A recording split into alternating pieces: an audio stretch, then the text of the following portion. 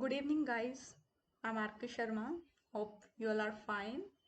In part 1 video, I discussed about what is developmental biology and the stages of development in organism.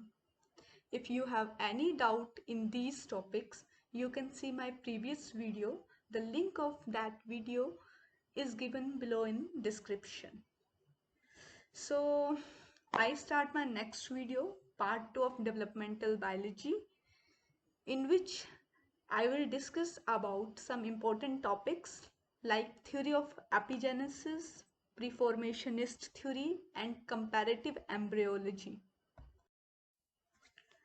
Now I start from the history of developmental biology.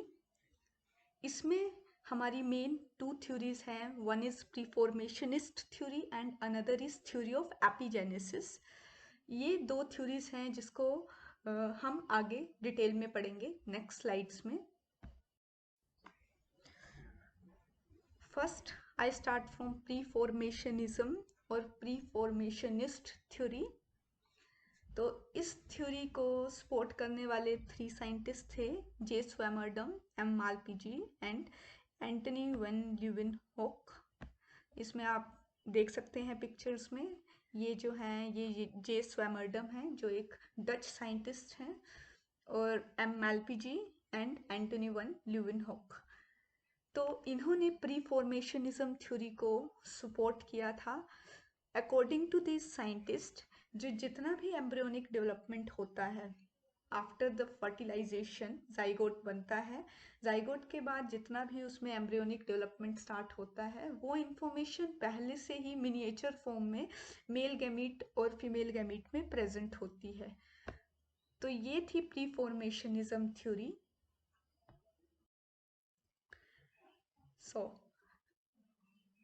इस miniature form को हम होमनक्यूलस भी बोलते हैं.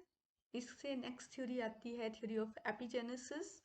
Theory of एपिजेनेसिस का जो concept था वो Aristotle, who is also the father of biology, उन्होंने पहले से ही अपनी बुक में पब्लिश किया था. दैट इज़ द, और बुक का नाम था द जनरेशन ऑफ एनिमल्स. उन्हें पहले से ही पता था कि जो एम्ब्रियो होता है, उन्होंने पहले ही नोटिस कर लिया था जो एम्ब्रियो डेवलपमेंट होती है वो मेल और फीमेल गैमीट के फ्यूजन से होती है. उसके बाद नेक्स्ट साइंटिस्ट आए वोल्फ ने द्वारा से थ्योरी ऑफ एपिजेनेसिस को फॉर्मुलेट करा और प्रीफॉर्मेशनिस्ट थ्योरी को डिस्प्रूव किया. तो अकॉर्डिंग टू वोल्फ, जो एम्ब्रियो में एम्ब्रियोनिक डेवलपमेंट होती है, जाइगोट बनने के बाद जब वो ऑर्गेनिज्म में कन्वर्ट होता है तो उसमें सेल का डिवीज़न होता है. सेल डिवाइड करते हैं, डिफरेंशिएट करते हैं, फिर उन डिफरेंशिएशन के बाद वो सारे सेल्स ऑर्गन जनरेट करते हैं. इस ढंग से ऑर्गेनोजेनेसिस होती है, एम्ब्रियोनिक डेवलपमेंट होती है, फिर एक कंप्लीट ऑर्गेनिज्म तैयार होता है. This is the theory of epigenesis. So next is comparative embryology.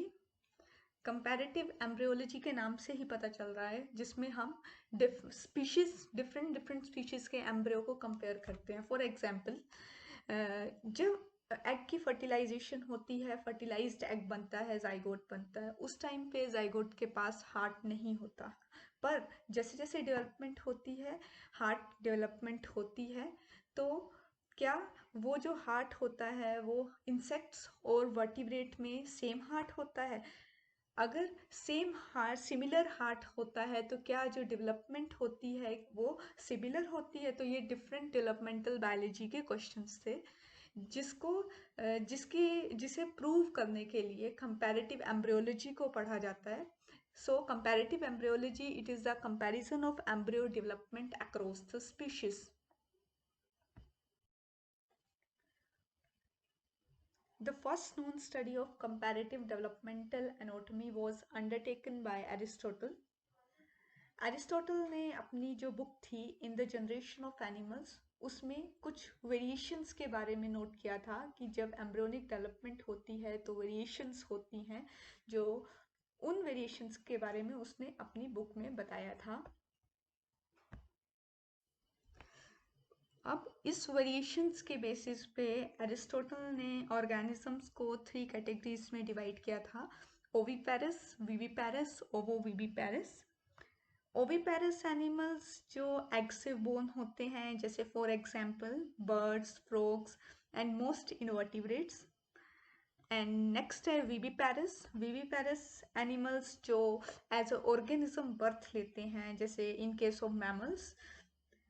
And last है ओवोविविपेरस। ओवोविविपेरस ये ऑर्गेनिजम्स एग प्रोड्यूस करते हैं, पर इन ऑर्गेनिज्म का जो एग होता है वो अंदर बॉडी के अंदर ही हैच हो जाता है, ठीक है। और दीज ऑर्गेनिजम्स को हम ओवोविविपेरस बोलते हैं, जैसे for example reptiles and sharks.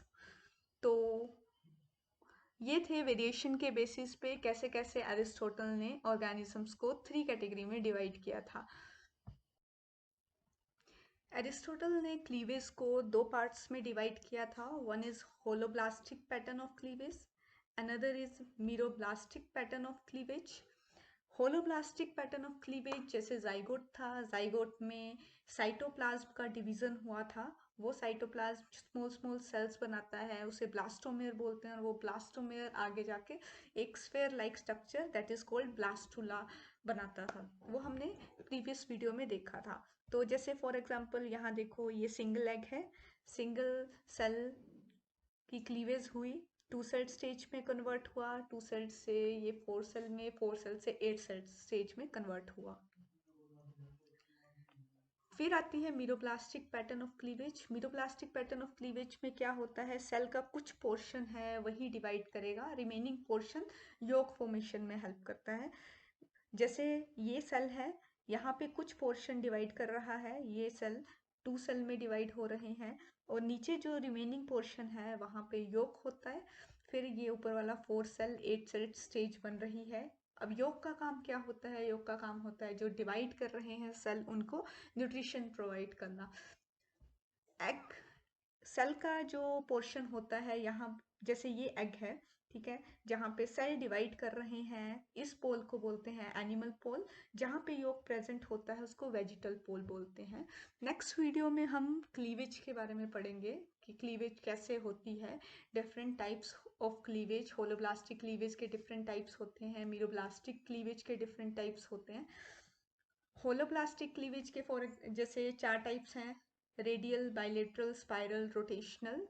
और मीरोब्लास्टिक पैटर्न ऑफ क्लीवेज के भी बाइलेटरल, डिस्कॉइडल, ये डिफरेंट टाइप्स हैं। इसके बारे में हम नेक्स्ट वीडियो में पढ़ेंगे। So now what is ex ovo omnia. Ex ovo omnia ये जो स्टेटमेंट थी, ये विलियम हार्वे ने इन 1651 में दी थी। इस स्टेटमेंट का मतलब है जितने भी ऑर्गेनिज्म होते हैं, even mammals, these all organisms are generated from egg. So इस वीडियो में हमने epigenesis, preformationism and comparative embryology के बारे में पढ़ा। अगर आपको ये वीडियो अच्छा लगा है तो प्लीज़ लाइक करें, मेरे चैनल को सब्सक्राइब करें। नेक्स्ट वीडियो हमारा क्लीवेज पे होगा कि कैसे कैसे जाइगोट में क्लीवेज होती है, कितने टाइप्स की क्लीवेज होती है।